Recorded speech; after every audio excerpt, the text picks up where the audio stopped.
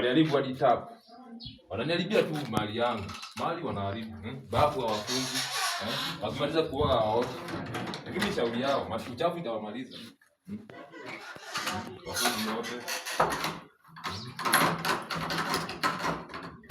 Hata nashangaa kiatika anafanya kazi gani? Hapana, hapana. Kwa sana sasa. Naona stima wazima.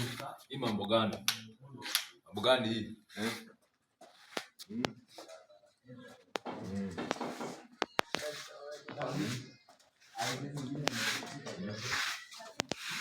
You are via wifi. Kazi yao tu ni kuinstall tu. Jaza wifi.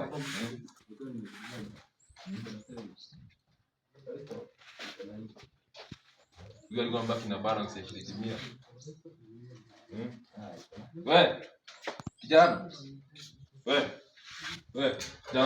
Jambo. Poa. Bali gani? Nzuri. Wewe uko salama? Niko salama. Unafanya nini kwa mwingine?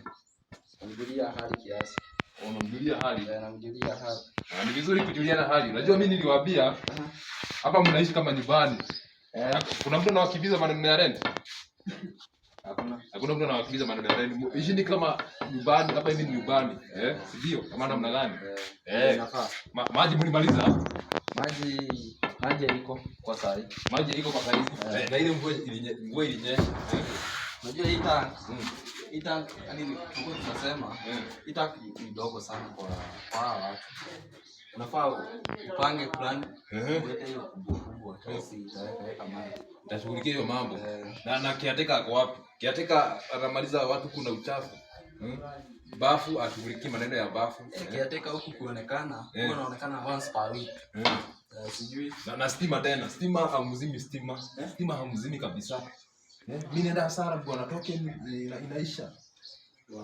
Mimi nalipa kila siku nalipia token. Alafu ile kijana na banane ya bangi iko wapi?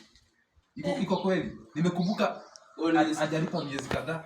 Niliweka mlango saa 10. Na nasikia anawasumbua huku sana. Kazi ni makelele ya marufa na anaweka mamuziki saa yote.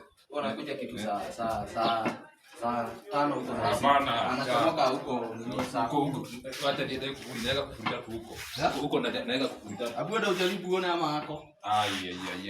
Juni aje. Leo sijasikia akigongesha kama mlango. Anaishi aje hapa hivi? Sasa miezi 4 hajalipa kitu. Alinitumia tu shilingi 25. Abuenda ujaribu. Hapana. Tani angalia yeye.